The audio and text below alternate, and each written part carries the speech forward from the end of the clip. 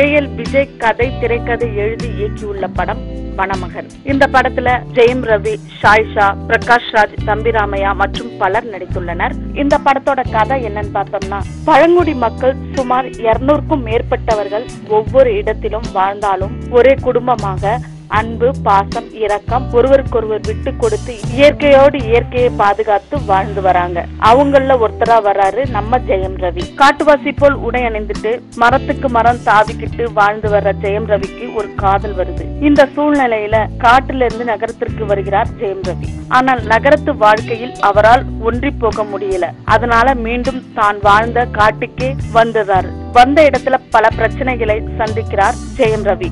இறுதியில் தன் காதலியை கரம் பிடித்தாரா, இயற்கைக்கு எதிராக நடைபெறும் பிரச்சனைகளை முறியடித்தாரா என்பதே படத்தின் மீதி கதை. இந்த படத்தோட முதல் பாதி மிகவும் கலகலப்பாகவும் காமெடியாகவும் போயிட்டு இருக்கு. இரண்டாம் பாதி ஆக்ரோஷமான சண்டை காட்சிகள் உள்ளிட்ட பரபரப்பு நிறைந்ததாக இருக்குது. வனமகன் படத்திற்காக அருமையான சண்டை காட்சிகளை எடுத்து கொடுத்திருக்கிறாரு சென் மாஸ்டர் சில்வா.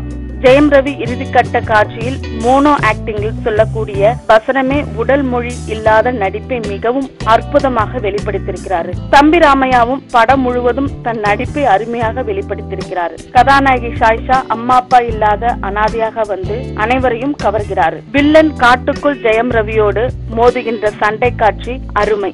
கதை வசனம் எழுதி இயக்கியுள்ள ஏஎல் விஜய்க்கு வனமகன் 10வது படம். ஒவ்வொரு படத்தையும் தனித்தன்மையோடு இயக்கி வரும் விஜய் வனமகனையும் மிக அழகாக சமூக அக்கறை கலந்து நமக்கு தந்திருக்காரு. இயற்கையோடு இயற்கையை பாதுகாத்து வாழ்பவர்களே சிறந்த மனிதர்கள் என்ற அருமையான மெசேஜை இந்த படத்தில் சொல்லியிருக்கிறாரு ஏஎல் விஜய். பிரகாஷ் ராஜ் தன் பங்கிற்கு நடிப்பை பிரமாதப்படுத்தி உள்ளார். காட்டுப்பகுதி, பள்ளத்தாக்கு, மலைப்பகுதி, ஜெயம் ரவி சண்டை காட்சி மற்றும் நகரத்தையும் காட்டுப்பகுதியும் வேறுபடுத்தி அடையாளம் காட்டியிருக்கிறாரு ஒளிப்பதிவாளர் திரு ஆண்டனியின் எடிட்டிங் கச்சிதம். ஹாரிஸ் ஜெயராஜின் இசை படத்திற்கு என்ன தேவையோ அதை தந்திருக்கு. ஜெயம் ரவி மாடர்ன் ஆடை அணிந்து கொண்டு வரும் பாடல் காட்சிகள், கனவுல டூயட் பாடுற போன்ற காட்சிகளை தவிர்த்திருக்கலாம். மொத்தத்தில் வனமகன் இயற்கை போராளி. மேலும் சினிமா தகவல்களுக்கு கீழே உள்ள சப்ஸ்கிரைப் பட்டனை அழுத்தவும்.